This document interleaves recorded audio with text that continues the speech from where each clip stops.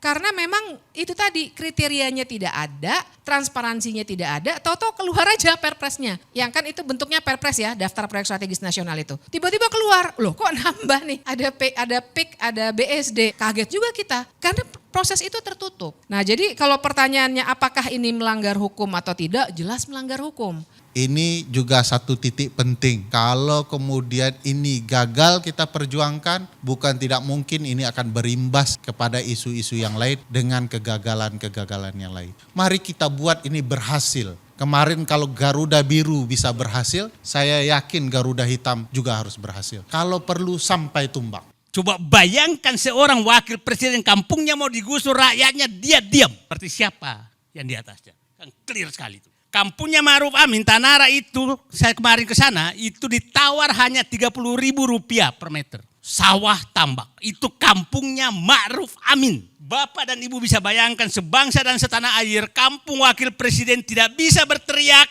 melawan oligarki. Itu praktik.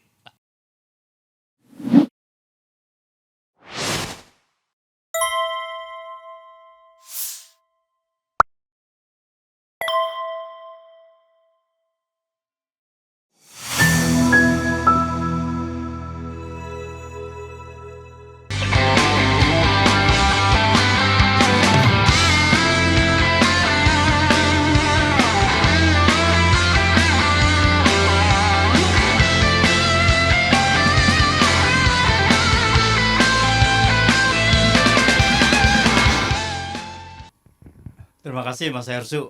Ya topiknya ada terus karena oligarkinya ya terindikasi melanggar terus gitu. Jadi topik itu tidak pernah surut. Ya menarik.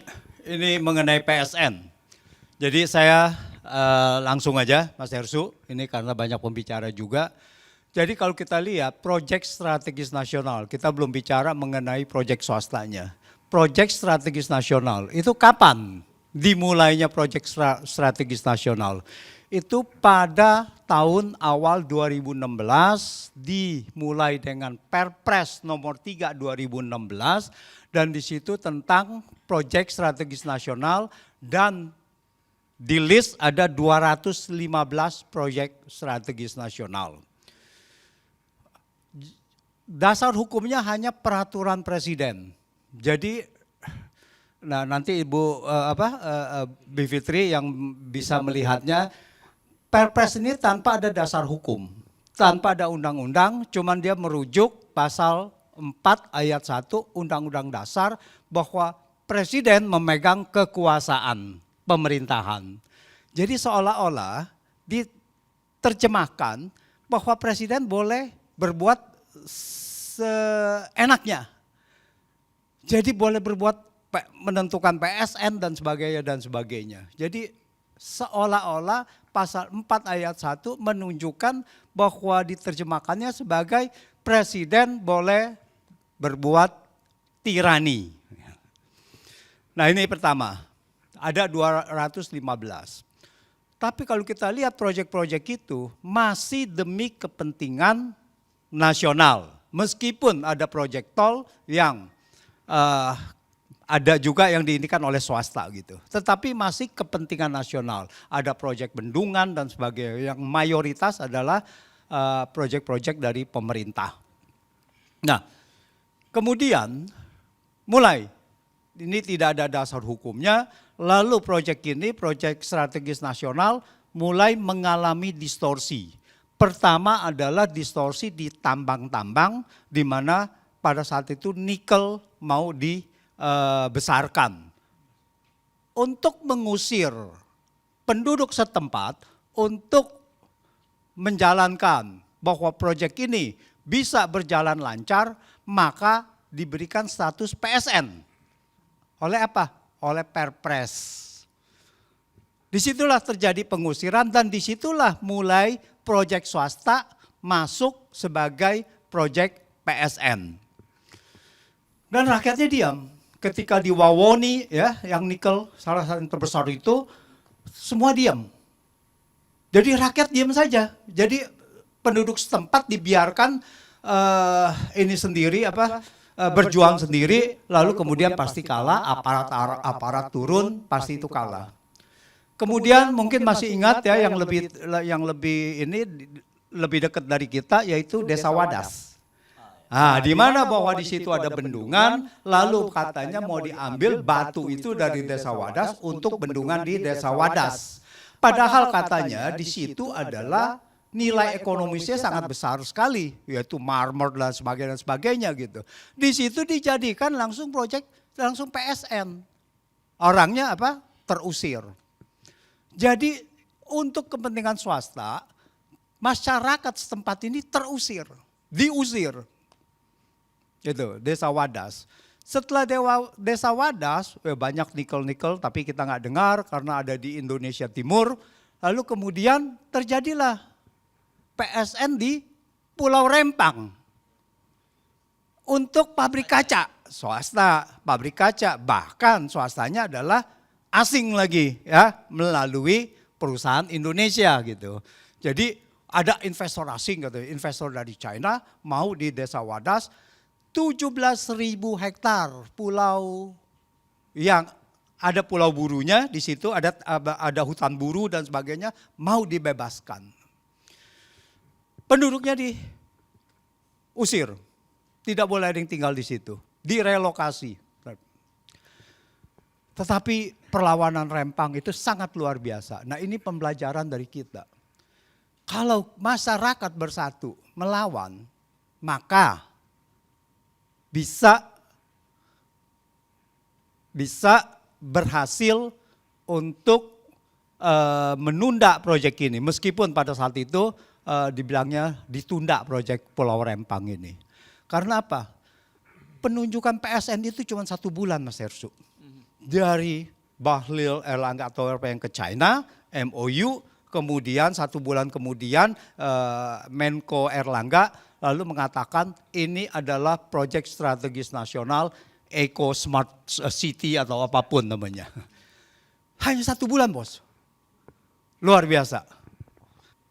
Lalu kemudian menjelang lengsernya Jokowi, dia memberikan PSN kepada PIK 2 dan BSD. Ini perumahan yang sudah eksis 30 tahun lebih, yang sudah biasa-biasa saja, lalu bisa jadi proyek strategis nasional itu di mana strategisnya? Jadi tidak ada yang namanya strategisnya. Itu pertama. Kedua, kita lihat dari peraturan. Peraturannya adalah yang terakhir ini memakai peraturan Undang-Undang Cipta Kerja. Dari Undang-Undang Cipta Kerja itu, kalau khususnya kita bicara PIK 2, yaitu ada alih fungsi lahan. Ya, ada lahan pertanian atau apapun yang kemudian dialihkan menjadi perumahan atau proyek wisata. Nah, jadi begitu dia mengalihkan di dalam Undang-Undang Cipta Kerja itu ada 2 hal. Pengalihan lahan budidaya tidak boleh dialihkan, kecuali untuk kepentingan umum dan atau proyek strategis nasional. Tapi tidak pernah ada definisi apa strategis nasional itu. Itu pertama, dan atau itu. Jadi boleh dialihkan kalau kecuali untuk kepentingan umum dan atau proyek strategis nasional. Nah, ini penyelundupan hukum nih. Bahwa pasal ayat selanjutnya untuk kepentingan umum, jadi proyek strategis nasional tidak masuk, harus dibuat kajian. Wah, harus ada kajian, ada persyaratannya. Tapi tidak untuk proyek strategis nasional. Pertanyaannya adalah, apakah proyek strategis nasional itu adalah untuk kepentingan umum? Harusnya iya, kepentingan nasional. Kalau namanya kepentingan nasional, harusnya adalah kepentingan umum. Ya enggak? Jadi, untuk kepentingan umum, harus melalui kajian, tetapi untuk kepentingan proyek strategis nasional tidak. Oleh karena itu langsung saja diberikan dan lahan-lahan di sana diusir, saya beli sekian, Oh, sebelum beli NJOP-nya diturunkan dulu kan ya. Sebelum beli NJOP-nya diturunkan dulu gitu. Nah, ini bagaimana NJOP bisa bisa diturunkan gitu ya untuk membeli dengan harga sekian, kalau tidak mau digusur, kalau tidak mau dikriminalisasi.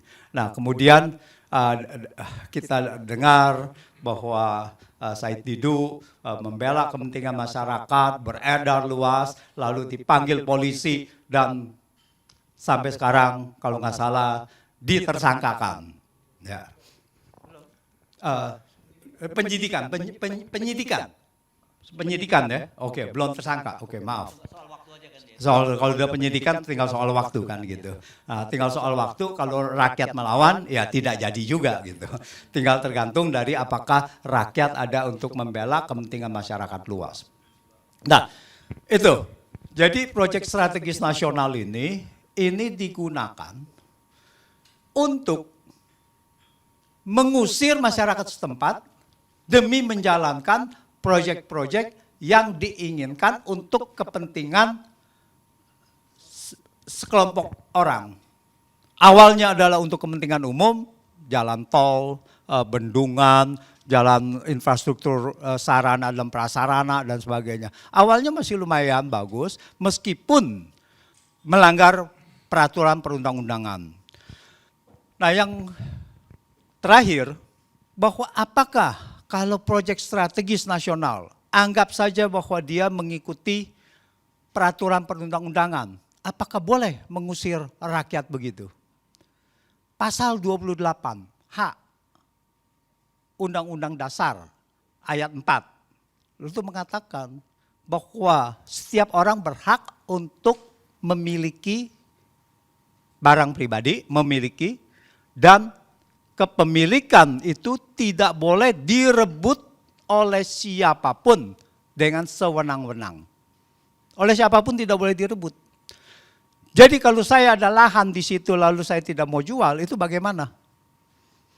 Nah, tentu saja mereka cara merebutnya lain, cara merebutnya adalah akses jalan ditutup, diuruk depannya dan sebagainya. Dan itu pun sebetulnya sudah melanggar dari banyak peraturan perundang-undangan kita, peraturan bahwa setiap orang boleh bebas ya untuk itu HAM, sekali pelanggaran HAM. Yang tadi pasal 28H ayat 4 itu adalah pelanggaran HAM juga. Nanti Ibu Fitri yang akan mengelaborasi untuk itu. Karena saya ingat sewaktu di kasus Rempang ada mantan Ketua Komnas HAM itu mengatakan bahwa itu jelas melanggar, pengusiran itu di Rempang jelas melanggar Komnas HAM. Jadi, melanggar HAM, hak asasi manusia. Jadi, karena kita sudah ratifikasi juga perjanjian HAM, ya saya rasa ini juga seharusnya bisa dilaporkan, tapi teknisnya nanti kita serahkan Bu Fitri dan juga Bang Ferry Amsari. Terima kasih. Oke, beri aplaus pada Mas Antoni Budiawan. Kita sekarang berpindah ke Mbak Bivit ya. Ini saya mesti sampaikan dulu karena beliau berdua ini nanti akan lebih ada acara lain, jadi akan meninggalkan sama kita. Jadi monggo dipersilahkan ya. Kalau minimal 10 menit bukan maksimal. Minimal ya. Alhamdulillah. Untuk tayangan ya. Baik. Terima kasih. Selamat siang. Assalamualaikum warahmatullahi wabarakatuh. Makasih Mas Hersu, Mas Antoni, Mas Gede dan juga Mas Adi, Ibu Bapak sekalian, senang sekali ada di sini. Jadi saya ingin memberikan perspektif hukum ya. Dan kebetulan di salah satu kelas yang saya ampu, mahasiswa-mahasiswa saya tuh udah bikinin infografis tentang proyek strategis nasional. Saya kan kalau ngampu kelas suka sengaja bikin kelas project. Mereka pilih sendiri waktu itu proyek strategis nasional. Jadi ada beberapa data yang Ibu Bapak bisa ambil, tapi ini sebenarnya teman-teman mahasiswa saya ngambil dari datanya YLBHI, datanya beberapa organisasi lain yang mereka olah gitu ya. Intinya sih begini, barangkali sebenarnya saya pengen mulainya dari, pada pernah baca novelnya George Orwell enggak? Yang judulnya 1984, 1984. Ada yang belum lahir. Udah baca atau belum? Ada satu terminologi menarik yang saya suka pakai untuk hukum. Apa coba tebak? Double speak. Jadi satu kata maknanya bisa double. Sebenarnya maknanya bukan itu. Contohnya aja dalam bahasa sehari-hari kita suka bilang, gimana Mbak perjalanan ke sini? Aman. Nah kita kan suka bilang gitu, aman. Aman itu bisa berarti ya telat-telat dikit lah. Bisa juga berarti ya saya akan on time atau aduh saya sebenarnya males nih cuma saya bilang aja aman gitu. Double speak tuh seperti itu. Sehingga saya menyambung apa yang dikatakan oleh Mas Antoni bahwa ketika dia dikatakan ini adalah kepentingan nasional, sebenarnya kita belum tentu bicara kepentingan nasional. Karena makna kepentingan nasional itu nasional mana nih? Pengusaha nasional kah? Atau warga nasional, maksudnya kita warga? Atau apa? Atau penyelenggara negara? Karena di sini nanti kita harus lihat, kata orang kan the devil is in the detail. Setannya tuh ada di perincian-perincian kebijakan yang dibuat. Nah persis di situ persoalannya. Karena ternyata proyek strategis nasionalnya itu untuk apa dan untuk siapa? Itu pertanyaan besarnya. Karena kalau kita lihat data yang disediakan oleh mahasiswa saya ini misalnya, yang dihasilkan adalah, ini datanya data tahun lalu sebenarnya 2023. Ternyata ada 106 konflik agraria dari PSN-PSN yang ada di seluruh Indonesia. Dan luas wilayah yang berkonflik itu 800.000 hektar. Yang berkonflik ya, bukan berarti yang lain tidak menjadi masalah, tapi itu karena ada perlawanan-perlawanan. Lebih dari 1 juta rakyat menjadi korban. 134 tindak kekerasan dan 43 kasus kriminalisasi. Kemudian jangan lupa keterlibatan perusahaan swasta itu ada 100 konflik, pemerintah daerah 74 konflik, dan Polri 50 konflik. Jadi memang sedemikian rupa diamankannya PSN. Karena sebenarnya kalau ibu bapak kawan-kawan punya pertanyaan PSN itu sebenarnya apa sih? Dia itu seperti wadah, ibaratnya gelas ini wadah. Apa aja yang masuk ke dalam gelas ini dia akan mendapatkan status PSN, jadi itu makanya saya ibaratkan sebagai wadah, dan akibatnya adalah dia akan mendapat banyak sekali keistimewaan. Seperti yang tadi Mas Antoni sebutkan. Beberapa keistimewaannya bisa dilihat juga, tadi sudah disebutkan sedikit, ada peraturan, ada dasar hukumnya dibuatkannya baru di Undang-Undang Cipta Kerja. Dasar hukum yang sifatnya undang-undang. Mas Antoni tadi bilang awalnya hanya perpres, benar. Saya konfirmasi itu. Hanya perpres yang cantolannya langsung ke Undang-Undang Dasar dan itu seharusnya tidak boleh setelah reformasi. Karena ada perapihan peraturan perundang-undangan dengan undang-undang tentang pembentukan peraturan perundang-undangan. Sekarang Undang-Undang 12 ya, 2011, tapi dulu tuh sejak 2004 itu udah nggak boleh. Karena dulu itu Soeharto pakai kepres buat banyak hal. Saya tahu persis itu karena kebetulan penelitian pertama yang saya lakukan selepas saya, sebenarnya belum lulus kuliah waktu itu, adalah kepres-kepres yang disalahgunakan oleh Soeharto. Dan sebagian dari penelitian yang saya hasilkan bersama kawan saya, waktu itu jadi dasar salah satunya gugatan ya untuk waktu itu Super Semar, Yayasan Super Semar. Tapi kita tahu bahwa sampai meninggal dunia Pak Soeharto tidak pernah kena kasus pidana. Nah tapi belajar dari situ salah satunya penyalahgunaan kepres yang langsung dari Undang-Undang Dasar, maka sebenarnya tidak boleh lagi ada undang-undang atau ada peraturan presiden yang dikeluarkan langsung berdasarkan Undang-Undang Dasar. Nah itu kesalahan pertama. Kemudian kesalahan itu nampaknya dicoba diperbaiki atau diberikan fasilitas yang lebih, wadah PSN-nya itu dengan Undang-Undang Cipta Kerja. Kita semua tahu undang-undang itu keluar sebenarnya 2021, tapi kemudian dinyatakan inkonstitusional oleh MK, tapi kemudian dibuatkan perpunya lagi oleh Jokowi tahun 2022. Nah dari Undang-Undang Cipta Kerja itu keluar PP nomor 42 tahun 2021, isinya adalah atau tentang kemudahan proyek strategis nasional. Nah di sini nih gelas untuk wadah PSN itu dipoles sedemikian rupa. Sehingga kemudahannya luar biasa memang.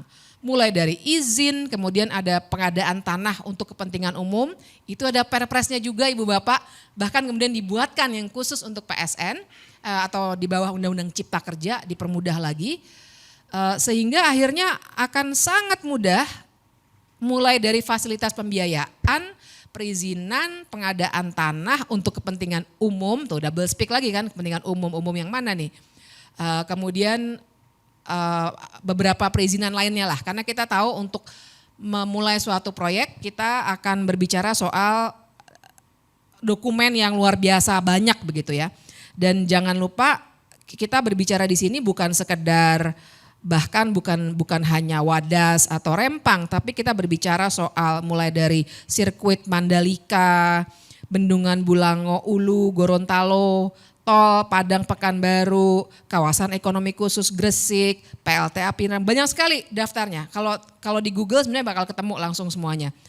Termasuk cetak sawah baru di Pulau Pisau, Kalimantan Tengah, pembangunan waduk Sepaku, banyak sekali. Bayangkan itu semua mulai dari bandara, bendungan, jalan tol, semuanya diberi kemudahan.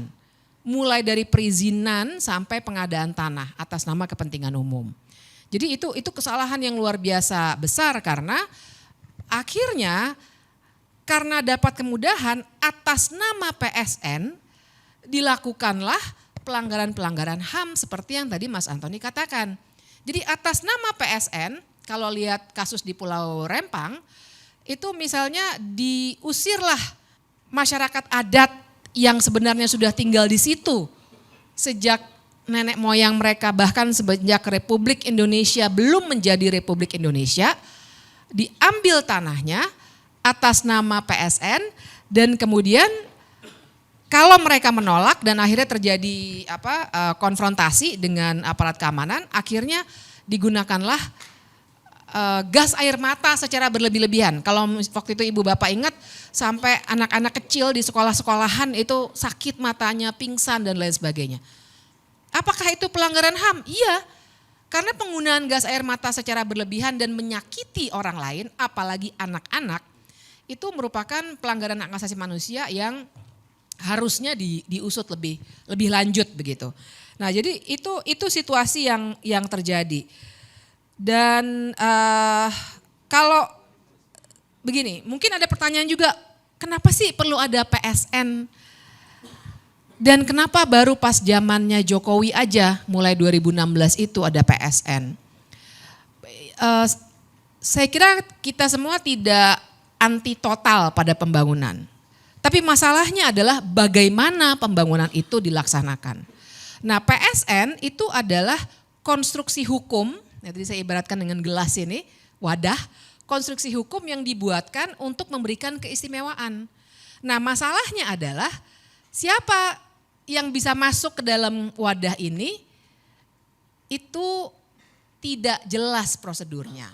Nah disinilah terjadi misalnya kok tiba-tiba sebuah, kita sebut saja dua yang tadi Mas Antoni sudah sebutkan, dua proyek yang sebenarnya sudah jalan dari lama sekali ya, PIK, BSD, ya itu teman saya juga banyak yang tinggal di BSD udah lama dari 20 tahun yang lalu.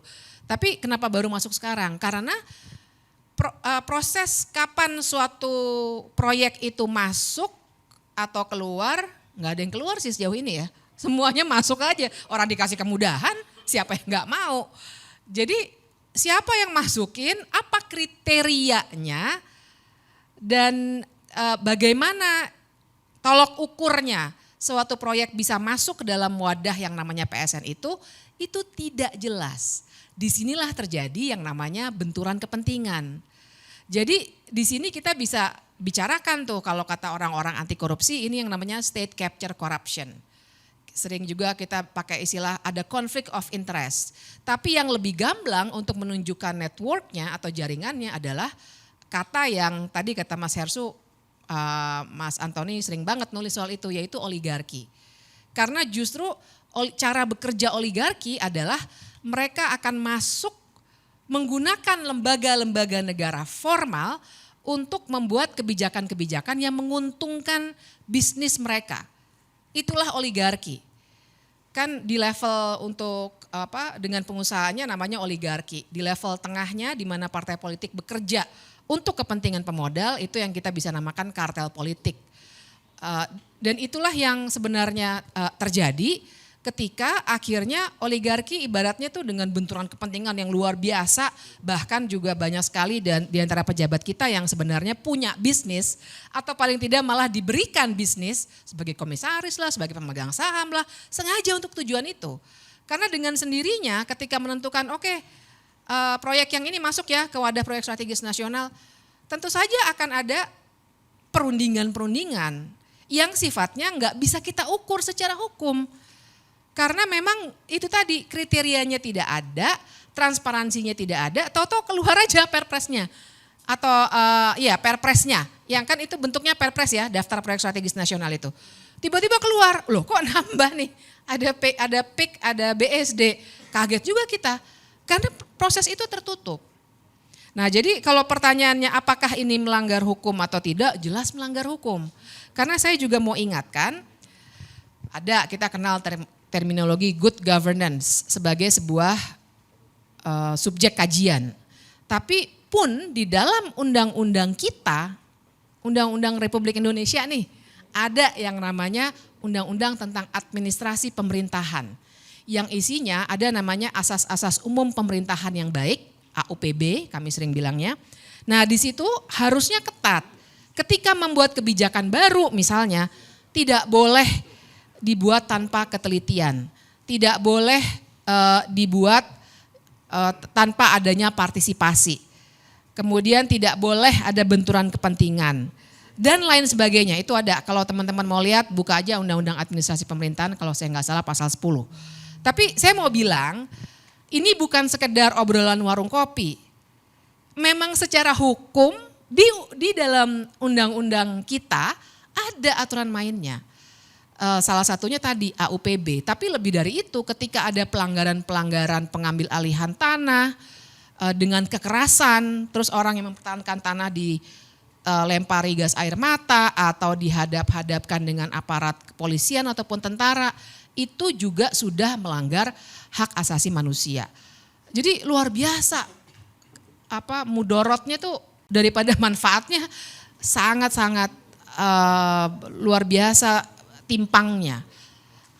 Manfaatnya saya nggak bisa bilang ini memang manfaat buat warga, karena ternyata yang akan lebih diuntungkan adalah orang-orang yang pemilik modal itu, yang seringkali kita kategorikan atau kita analisis sebagai oligarki. Nah kira-kira begitu gambarannya, barangkali nanti kita bisa diskusi lebih lanjut soal proyek strategis nasional. Mas Ersu. Terima kasih, applause untuk Mbak Bivitri. Seperti biasa kita enak ya, setiap kali menyimak Mbak Bivit itu kita dapat perspektif dan juga kemudian kita ngerti gimana sih konstruksi hukumnya gitu ya. Assalamualaikum warahmatullahi wabarakatuh. Terima kasih. Akhirnya moto tandang ke gelanggang, meskipun seorang saya buang sekarang karena Bu Fitri sudah ada, Bu Fitri sudah di sini, semua sudah di sini bergabung. Sebenarnya yang semangat saya naik itu begini.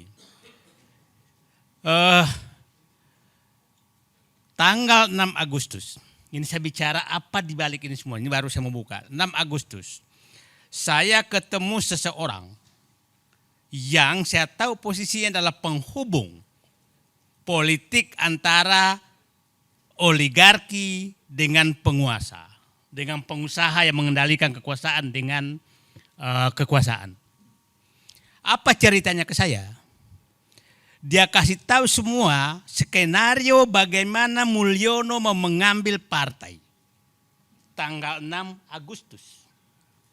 Sampai nama-nama panitia Munas Golkar pun dia kasih tahu saya. Dan tanggal 9 Agustus, 8 Agustus kan Airlangga dipanggil. Persis yang disampaikan ke saya. Tanggal 10 Agustus Airlangga mundur. Ini pingin pecah kepala saya. Kok negaraku sekarang betul-betul bukan diatur oleh partai politik. Betul-betul diatur oleh mereka. Saya diberitahu bagaimana nanti PKB diambil, tanggal berapa diambil. Saya diberitahu PKS bagaimana menyerahkan diri. Saya dikasih tahu. Saya dikasih tahu PKS menyatakan menyerahkan diri. Saya dikasih tahu bagaimana PAN diperpanjang lagi menjadi 3 kali padahal ADART-nya diubah. Dan dia bilang menyatakan itu pasti selesai semua sebelum pilkada. Sebelum penetapan gubernur. Jadi ini yang bikin saya, apa sudah saatnya saya harus mati menghadapi begini semua ini. Karena sudah nggak ada lagi yang berkuasa kecuali mereka. Bayangkan dia bisa, ketua penyelenggara Munaslup Golkar dia bisa tentukan. Bukan ketua umumnya lagi. Ketua penyelenggaranya. Nah, semua bubar karena tangan Allah bekerja itu tanggal turunnya kita demo 22 April. 22 Agustus. Kita semua turun demo 21 dan itu saya berangkat dari rumah hormat bendera ke Medan Juang. Kalau saya nggak balik sudah selesai. Karena di kepala saya inilah hari yang menyelamatkan negeriku. Kalau itu tidak terjadi, semua skenario Mulyono terjadi.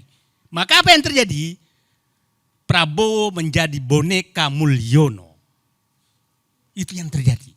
Karena semua sudah diatur. Jadi tangan Allah bekerja tanggal 21. Tidak ada koordinasi apapun. Dan semua bergerak seluruh Indonesia. Kita tahu. Disitulah kita dapat informasi. Nasionalisme, patriotisme Prabowo muncul. Ini harus dihentikan. Ini harus dihentikan, maka diperintah ke dalam. Dan saya dapat informasi sebenarnya di dalam itu korum. Bukan enggak korum. Tapi patriotisme dan nasionalisme Prabowo menyelamatkan negerinya. Itulah saya katakan, saya bicara dulu sebelum masuk fakta-fakta di lapangan. Saya berharap Prabowo itu, Habibie itu, memuji menjadi murid Pak Harto 30 tahun lebih. Tapi dia pada saat presiden menjadi Habibie yang lepas dari Pak Harto. Dan mengambil kebijakan yang berbeda dengan Pak Harto demi menyelamatkan bangsa dan negaranya. Saya berharap Prabowo kalau nggak bisa 100% Habibie ya 90% lah. Menjadi orang yang selamat datang. Oke. Saya sekarang masuk kepada praktek-praktek yang akan terjadi PIK 2 supaya kita punya gambaran. Saya ada 4-5 hal yang saya ingin jelaskan. PIK 2 itu apa sih? Yang kedua, aturan apa yang menyebabkan kezoliman dan ketidakadilan prakteknya di ini supaya kita ahli-ahli teori. Saya praktek saja fakta lapangannya seperti apa dan apa yang akan terjadi ke depan. Saya menyatakan PSN PIK 2 itu adalah praktek oligarki yang sangat nyata dan berlangsung sempurna apabila kita tidak ada yang turun. Saya turun ke bawah itu betul-betul hambatannya tidak ketulungan. Setiap orang yang saya foto dengan saya itu pasti besoknya akan dipanggil oleh aparat. Ya.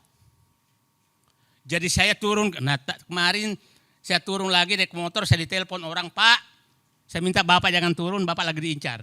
Udah kayak begitu sekarang. Jadi itu wilayah preman di 9 kecamatan. Itu sudah enggak ada pemerintah. Jadi maksud saya, ada wilayah yang pemerintah sudah enggak ada. Itu adalah wilayah PSN PIK 2. Wilayah PSN PIK 2 itu kan ditulis hanya 1.700 hektar. Menjadi 2.800. Tapi faktanya, semua wilayah di 9 kecamatan itu terpampang semua PIK 2. Bukan wilayah yang disebutkan. Nah, 9 kecamatan tuh mulai dari Kosambi, Teluk Naga, Paku Haji, Mauk, Sukajadi, Kemiri, Kronjo, Mekar Baru, itu 8 kecamatan adalah Kabupaten Tangerang. Tambah kampungnya Ma'ruf Amin itu Tanara itu masuk, tapi Ma'ruf Amin pun diam. Coba bayangkan seorang wakil presiden kampungnya mau digusur rakyatnya dia diam. Berarti siapa yang di atasnya? Kan clear sekali itu. Kampungnya Ma'ruf Amin Tanara itu saya kemarin ke sana itu ditawar hanya Rp30.000 per meter. sawah tambak. Itu kampungnya Ma'ruf Amin. Bapak dan Ibu bisa bayangkan sebangsa dan setanah air, kampung wakil presiden tidak bisa berteriak melawan oligarki. Itu praktik, Pak. Jadi, nah, orang boleh menyatakan ada pengacara besar misalkan saya Didu bohong, saya punya rekamannya semua itu. Jadi jangan menganggap saya bohong. Ada menyatakan bahwa itu transaksi. Saya punya rekamannya, orang ini transaksi di kantor pengembang, bukan di lapangan. Notaris-notaris mereka sekarang ada di kampung-kampung mutar-mutar.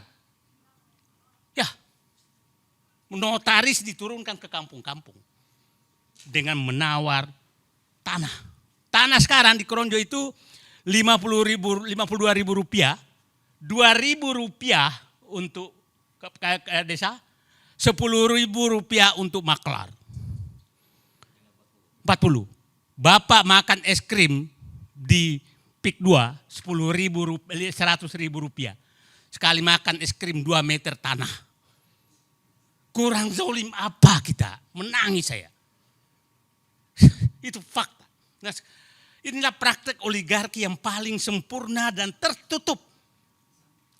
Tertutup yang menariknya, karena saya membela rakyatnya, Ketua Abdesi melaporkan saya. Melaporkan saya ke polisi. Ini negara apa? Aparat melaporkan rakyat yang membela rakyatnya.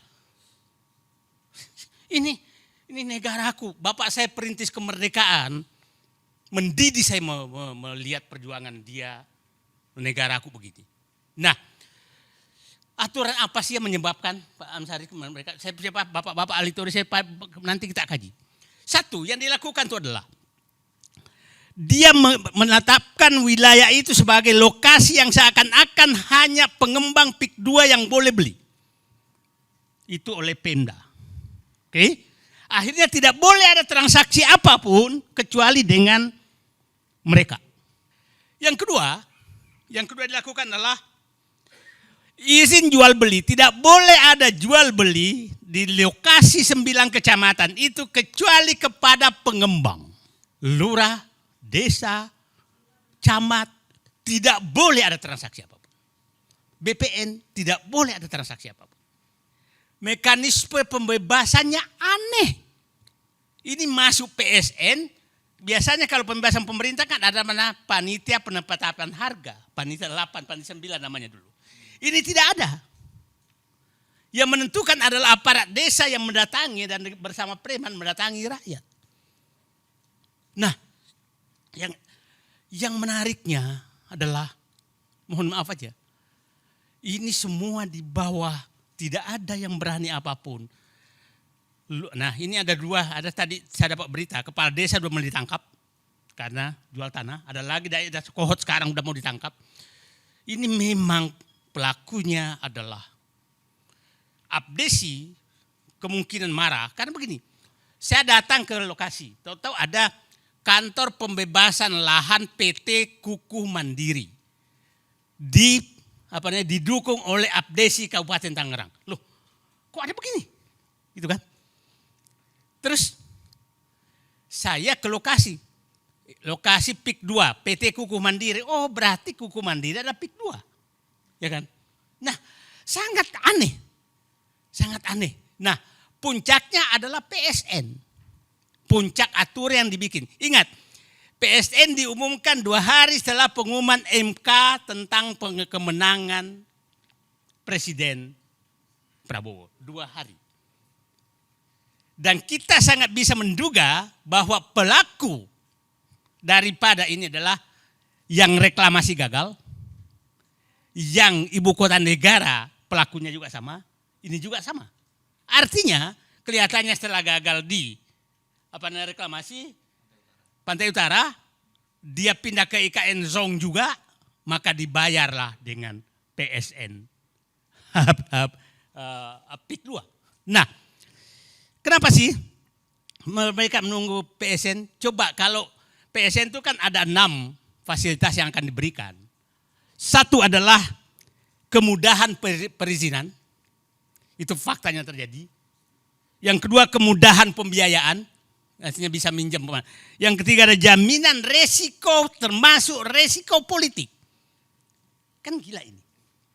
Jadi kalau ada nanti masuk resiko politik maka negara yang tanggung. Yang ketiga pembebasan anggaran gejolak sosial.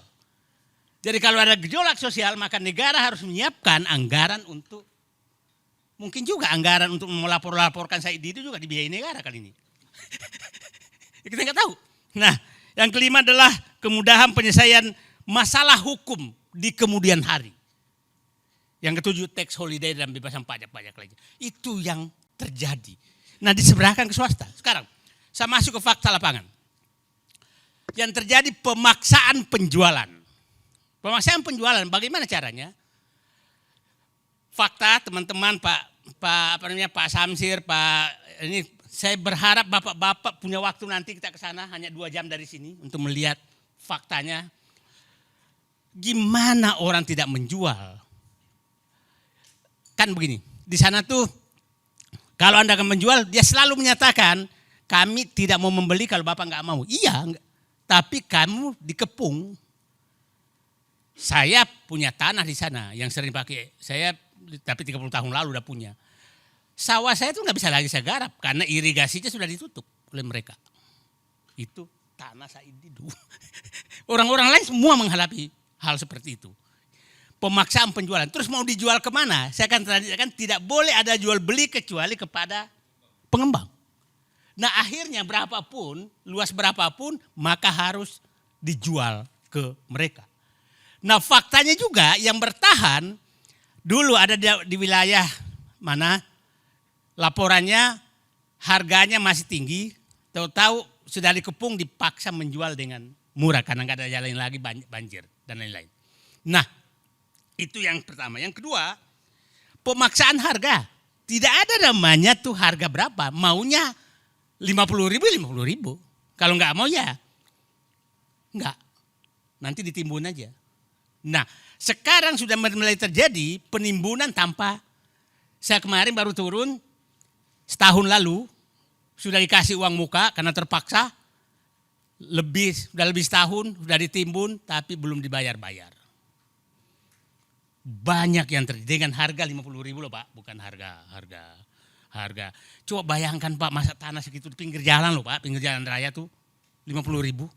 Nah karena sama semua pemaksaan harga.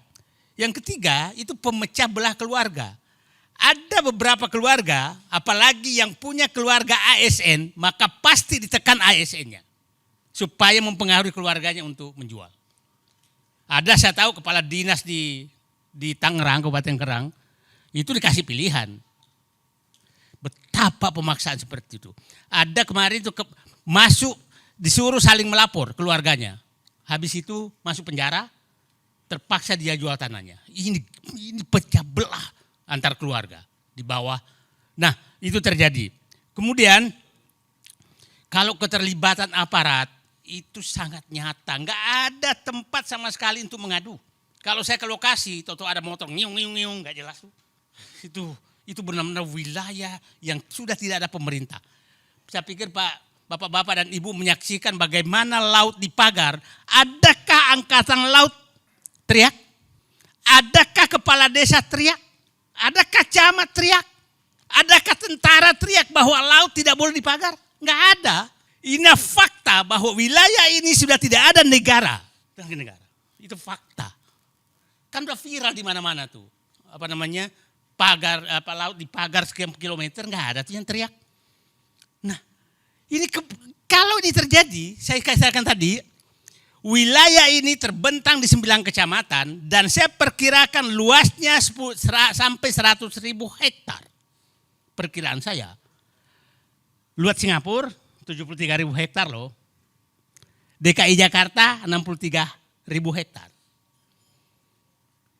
Ibu kota negara 53.000 hektar. Ini 100.000 hektar. Kalau sampai ke Merak, karena saya ini kemungkinan sampai Merak itu bisa sampai 150.000 hektar. Nah, orang menyatakan hanya 100 sebentar. Bapak kalau nanti punya waktu, masuk ke batas PIK 2 sampai sekarang jalannya tuh dibangun sampai batas Sungai Cisadane, Sungai Kohot, itu 35 km, Pak. Baru 2 kecamatan. Panjang jalannya sudah 35 km. Nah, kalau sampai ke sana itu saya yakin 100 km kali 10 km lebarnya saja udah 100.000 hektar. Nah, terus kalau dia membantah, selalu menyatakan kami hanya PSN di di 2.800 hektar. Sebentar, Anda pasang papan nama PIK 2 semua di seluruh kecamatan tersebut. Itu papan namanya, fotonya ada di saya semua. Jadi jangan lagi ada mau membohongi rakyat. Nah, yang ketiga tadi keterlibatan aparat sangat susah. Karena yang melakukan transaksi di bawah itu pasti lewat aparat desa. Aparat desa lah yang turun ke bawah. Nah, ketakutan rakyat sudah keterlaluan. Ketakutan rakyat. Kemarin saya dengan Pak Jaki turun itu, Pak jangan difoto, udah kayak begitu Pak. Udah saking ketakutannya. Karena sekali foto dengan Said Didu resikonya sangat besar. Udah dikenal. Nah sekarang permainan hukum kepemilikan ini sangat parah. Sangat parah. Saya kasih contoh begini. Kalau Anda nggak menjual, pasti mungkin 1 hari, 2 hari, 3 minggu lagi bahkan akan dipanggil aparat dan bekerja sama BPN. Mengindikan. Kan yang punya data sejarah tanah BPN. Ya kan, kita kan nggak tahu itu sejarah tanahnya.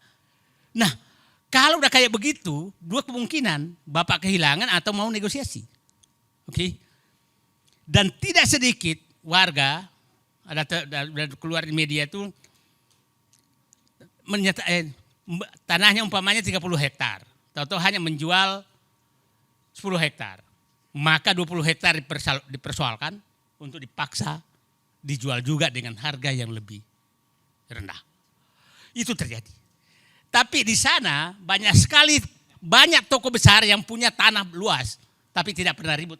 Kemungkinan lewat negosiasi khusus. Oke, nah sekarang saya ingin mengatakan bahwa itulah yang terjadi di sana. Jadi saya ingin menyatakan Pak Amsari, perjuangan PSN PIK 2 ini adalah perjuangan untuk menghentikan hegemoni penguasaan negara oleh kelompok tertentu. Bukan sekedar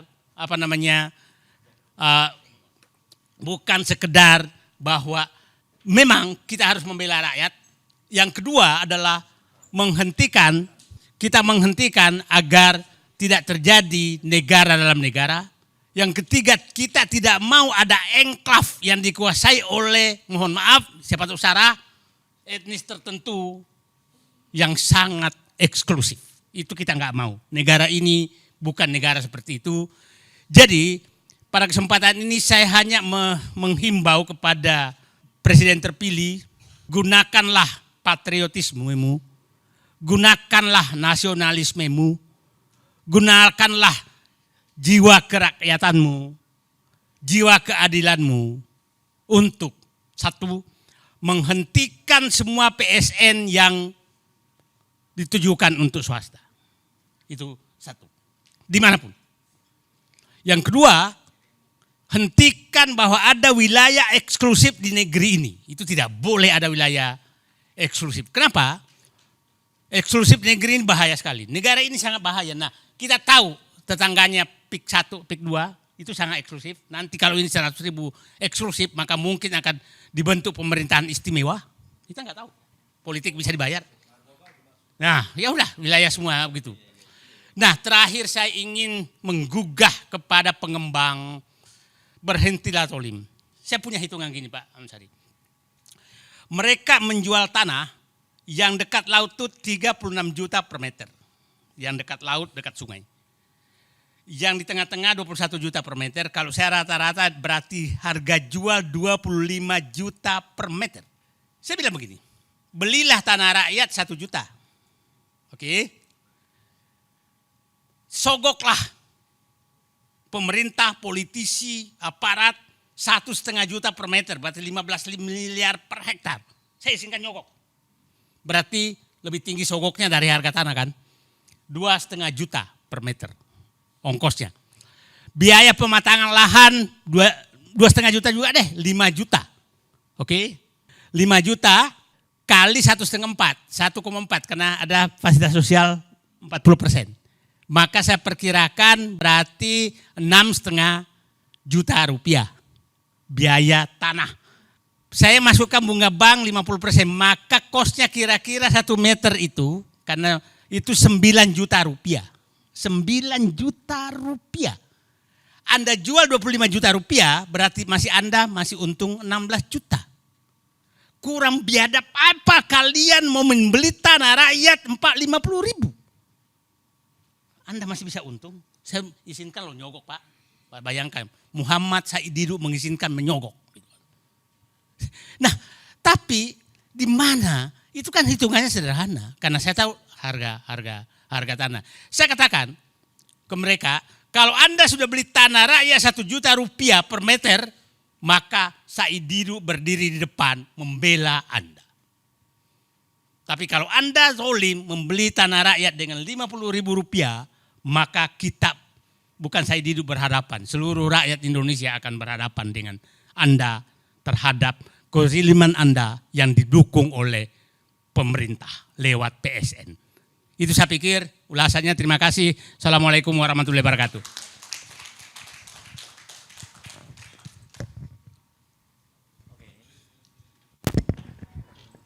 Ya, ini yang terakhir bergabung, jadi kesempatan juga terakhir tentunya. Bang Ferry, kelihatannya kurang sehat? Iya. Oke.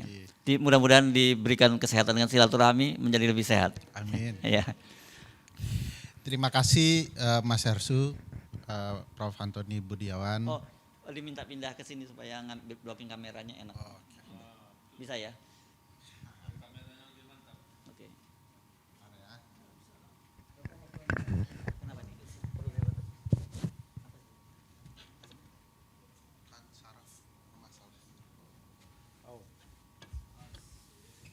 Oke, sambil break saya jalan. Ya, oke. Ya. Oke. Bung Ferry. Oke, gimana udah bagus blocking kamera? Penting itu. Oke, yuk. Pak Said Didu, Bang Adi, Mas Hardi tadi juga saya lihat. Saya mohon maaf terlambat datang. Tadi pagi tidak bisa jalan, tiba-tiba jadi harus ke dokter. Kenapa tetap hadir dengan kondisi begini? Ya sayang saja membiarkan perjuangan Pak Said Didu sendirian. Kan? Mantap. Problematika PIK 2 dan PSN ini sudah jadi gejala nasional. Problematika PSN bukan ternyata tidak hanya di PIK 2, tapi hampir di seluruh wilayah tanah air. Ada sesuatu yang janggal dengan program strategis nasional.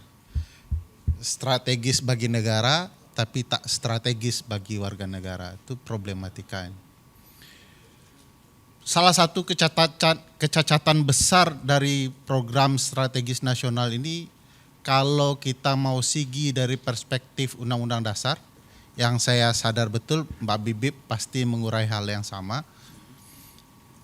Bayangkan pasal 33 ayat 1 Undang-Undang Dasar kita itu sudah mulai dengan teks yang berbunyi, perekonomian disusun sebagai usaha bersama. Dengan pendekatan azas kekeluargaan. Pertanyaan besarnya, di mana sifat perekonomian dengan sebagai usaha bersama? Bersama siapa? Begitu ya. Atas azas kekeluargaan yang mana? Keluarga siapa?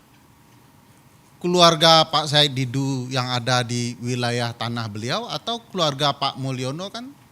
Ini keluarga bisa macam-macam gitu ya. Jadi pendekatan konstitusional saja di titik awal merencanakan gagasan PIK 2 ini sudah bermasalah. Belum kalau kita menggunakan pendekatan pasal 33 yang lain ya, misalnya bumi, air, dan kekayaan yang terkandung di dalamnya dikuasai oleh negara untuk sebesar-besarnya kemakmuran rakyat. Pertanyaannya lagi, rakyat siapa?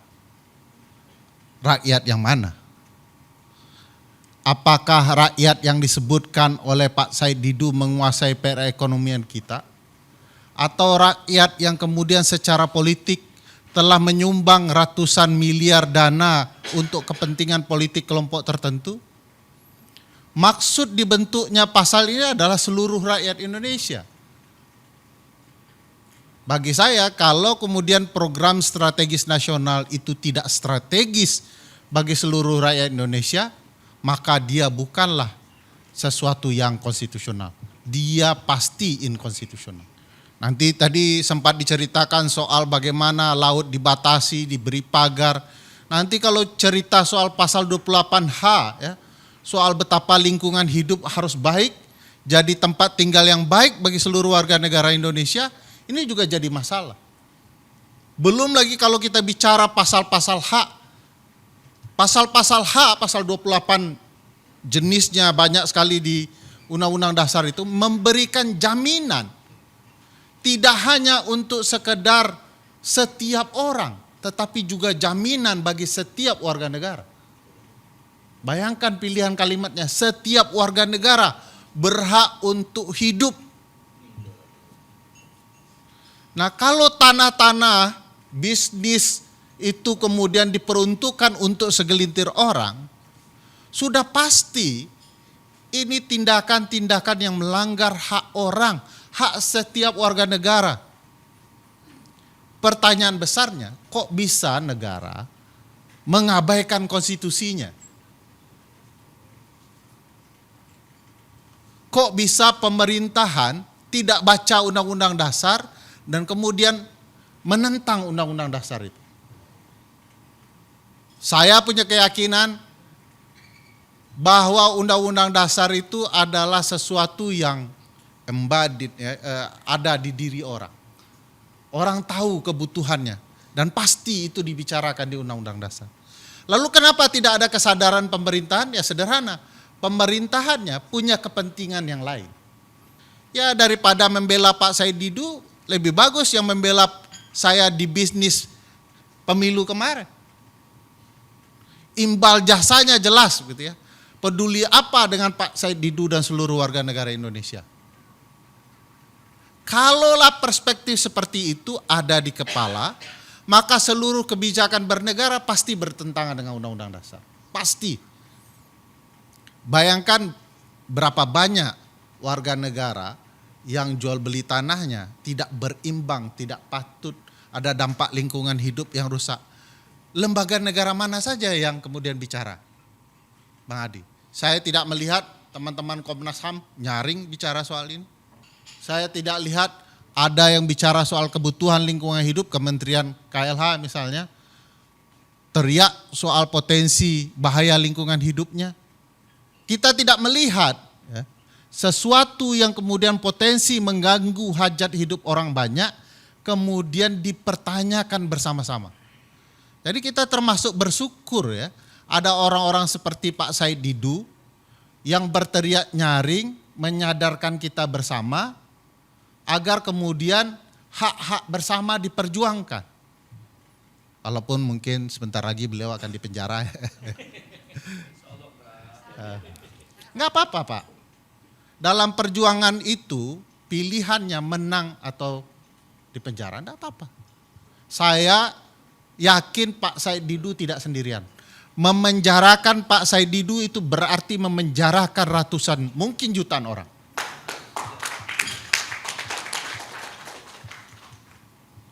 Kan kemarin sudah dapat pelajaran tuh. Publik diam-diam dipukulin terus, disakitin terus, tiba-tiba bak-bah ya, bergerak menyerang seluruh simpul-simpul politik ada di Republik. Dan belum berhenti. Kemarin Garuda Biru, September lambangnya Garuda Hitam. Itu mengindikasikan satu hal yang sangat penting menurut saya. Coba Anda bawa satu dari kami. Anda rasakan bagaimana pergerakan kami. Dan saya tidak terbayang kalau kemudian kesadaran orang bahwa apa yang dirasakan oleh warga negara yang ada di PIK 2 itu juga berdampak kepada hak kami. kepada lingkungan hidup kami, kepada kelayakan keluarga kami, kepada hak kami untuk berekonomi, lalu tiba-tiba mereka marah dan kemudian bergerak bersama. Saya tidak terbayang, ini siklusnya bisa simultan. Ya. Kemarin ada teman-teman mengatakan begini, ya, ini kebiasaan takut bicara mungkin. Jadi mikrofonnya jauh terus. Kalau senior saya yang di ujung itu udah puas di penjara tuh. Dan beliau bersedia menggantikan Pak Said Didu, saya dengar. Saya pikir apapun ya, hari ini kalau kita tidak bergerak bersama, suatu waktu kita akan merasakan dampaknya ke kita. Kita tidak bisa melihat ya penderitaan sekelompok orang lain sebagai penderitaan mereka. Kita harus menyebut itu penderitaan kami. Dan apa yang terjadi di program-program strategis nasional, kan juga kita bisa ketahui ya di beberapa daerah itu jadi masalah. Saya ingat Komodo jadi masalah. Di daerah sini juga sudah dikuasai pebisnis yang menjadi objek pariwisata. Saya lupa di satelit Jakarta ini. Yang dijadikan oleh satu pebisnis Pak Haritanu. Lido. Nah, PIK 2 juga sudah kian besar dan saya pikir tanah yang dikuasai luar biasa. Saya tidak tahu ya apakah kemudian Jakarta dan sekitarnya begitu penting sehingga kemudian seluruh tanah mau diambil oleh kelompok bisnis tertentu dan nanti ibu kota dipindahkan gitu ya. Nanti rumusan bisnis itu akan juga ada di seputaran Jakarta. Menariknya kawasan aglomerasi yang termasuk Pasifik di dalamnya itu bukan kebetulan ya, dikuasai oleh wakil presiden kita ke depan. Menurut Undang-Undang Daerah Khusus Jakarta. Jadi bisa menarik juga ini ke depannya akan seperti apa. Dan Jakarta itu adalah kota dengan ratusan triliun uang yang bisa dikelola oleh siapapun termasuk oleh orang yang nanti akan menguasai kawasan aglomerasi. Jadi ada kepentingan bisnis luar biasa antara pebisnis dan yang berkuasa. Antara kita yang kemudian menonton bagaimana mereka dengan sombong ya, menggunakan kekuasaannya dan para penguasa yang tidak pernah melihat kita dan kebutuhan kita. Nah, menurut saya kalau secara konstitusionalnya ini sudah terang benerang ada problematika, PSN tidak boleh melanggar pasal 33, pasal 28, pasal 28D soal kepastian hukum dan lain-lain. Dan tidak boleh merugikan warga negara kita dalam hal dan keadaan apapun. Nah, saya merasa ya ini juga satu titik penting. Kalau kemudian ini gagal kita perjuangkan, bukan tidak mungkin ini akan berimbas kepada isu-isu yang lain dengan kegagalan-kegagalan yang lain. Mari kita buat ini berhasil. Kemarin kalau Garuda Biru bisa berhasil, saya yakin Garuda Hitam juga harus berhasil. Kalau perlu sampai tumbang gitu ya. Sekian, terima kasih. Assalamualaikum. Tadi disebut-sebut itu ada yang berpengalaman di penjara gitu ya. Coba kita minta ke depan dulu, Bung Jumhur untuk menyampaikan sesuatu. Diam-diam kita udah mulai curiga kalau dia diam-diam di pojok begitu kan. Ada mic di situ tuh. Silakan. Terima kasih. Bunyi ya? Enggak.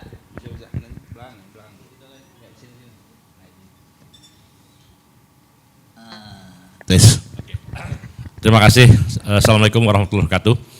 Saya mau nanya satu soal konstitusi dulu ya. Yang pertama, kalau peraturan presiden itu kan biasanya turunan dari undang-undang. Kalau ini turunan langsung dari UUD 45 seperti yang dibuat ini, apakah bisa diuji materikan di Mahkamah Konstitusi? Karena biasanya kan undang-undang diuji, waktu ujinya UUD 45. Perpres kan di bawah undang-undang nih, tapi dia nggak nyantol ke undang-undang, langsung ke konstitusi. Nah itu tentu bertentangan kan pasal tadi itu. Nah saya menanya soal itu, nanti jawabnya belakangan. Perpres apa? Ini soal PSN ini, dia kan langsung pasal ya PP atau Perpres nggak tahu lah itu. Kan itu di bawah undang-undang statusnya kan. Nah itu yang saya mau tanya tuh, itu benar-benar pengen tahu gitu. Kalau misalnya bisa ya tidak ada salahnya, misalnya ada juga yang melaporkan itu bertentangan dengan apa konstitusi gitu loh. Itu satu. Yang kedua begini, saya tertarik sekali dengan isu ini karena saya pernah dipenjara gara-gara urusan ini. Waktu kami kuliah di ITB dulu, kami melawan Orde Baru melalui penggusuran tanah-tanah rakyat.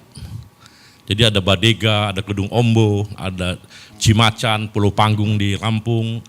Itu semua kayak begini, digusur gitu dengan ganti rugi. Waktu itu 1 batang rokok tuh, 1 per meter persegi. Sebatang rokok Pak, rokok biasa itu. Kita marah gitu, dia kok bisa begini. Nah akhirnya singkat kata kita ngelawan Orde Baru dan kemudian saya dan teman-teman dipenjara 3 tahun.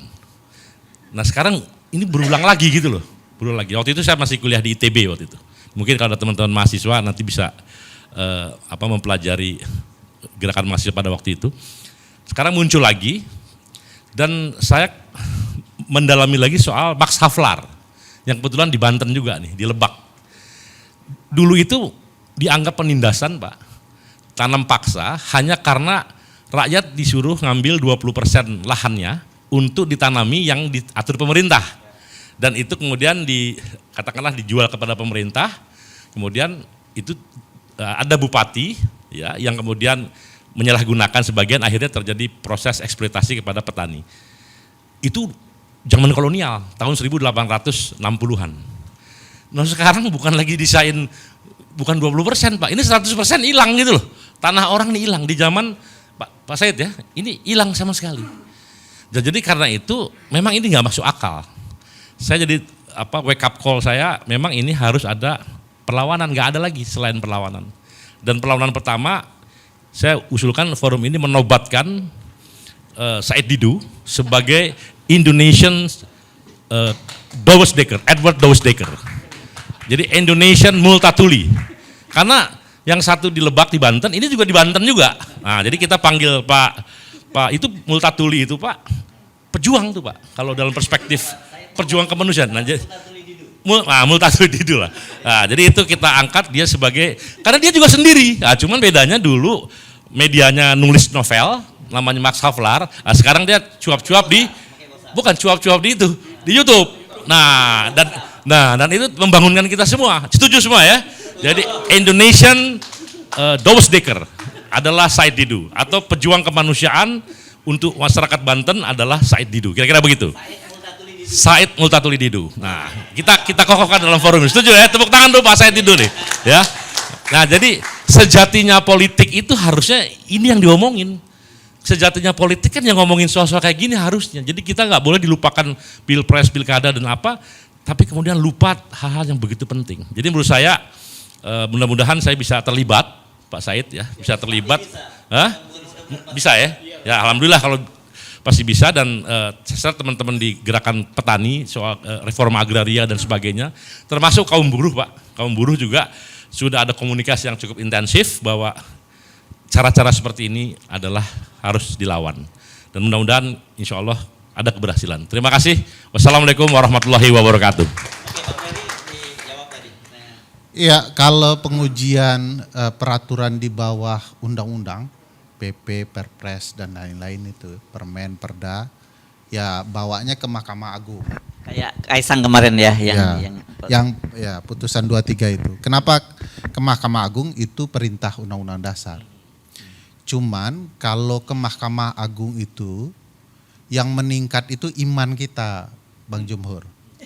Sebab begitu dimasukkan permohonan tidak ada persidangan. Jadi banyak aja berdoa sampai putusan keluar. Nah, itu makanya yang meningkat iman.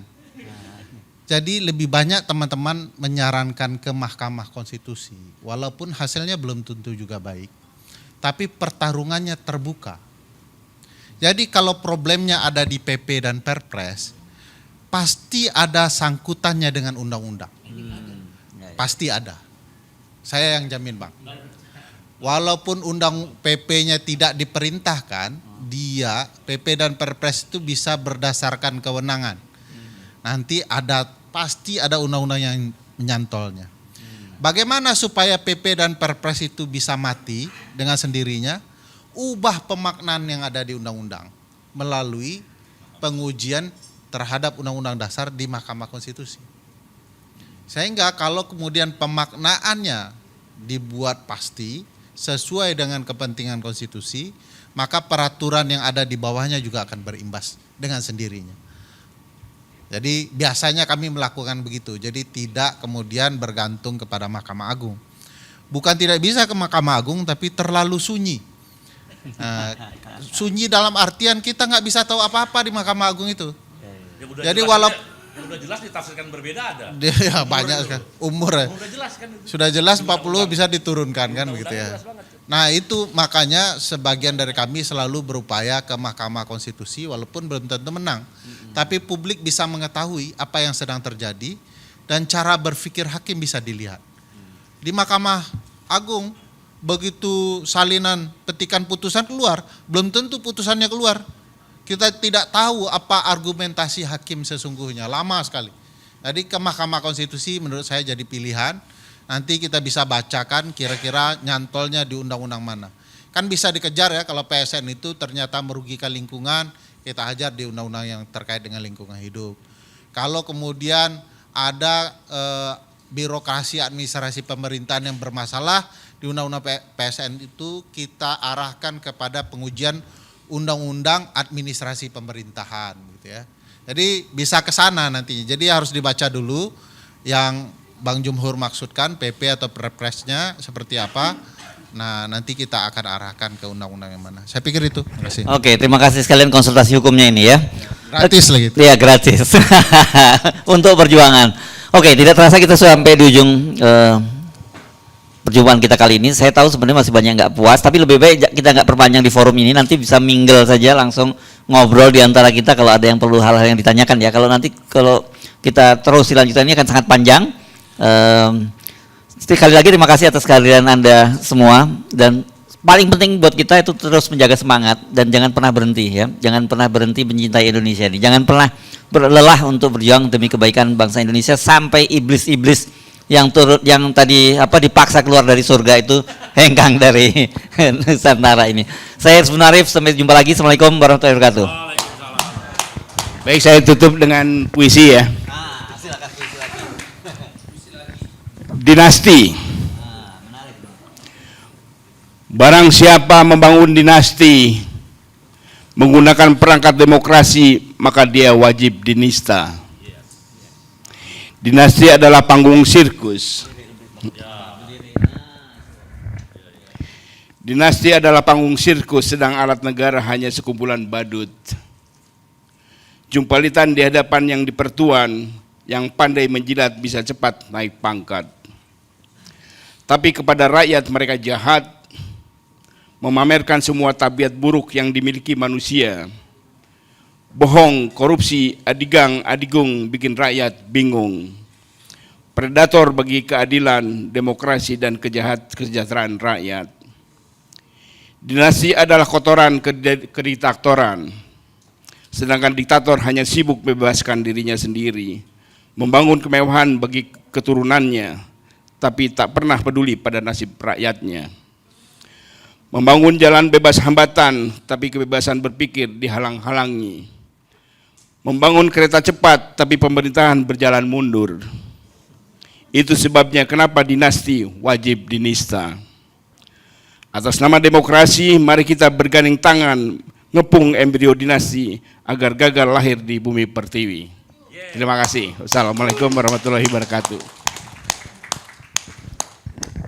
Oke, terima kasih. Sampai ketemu lagi di edisi berikutnya.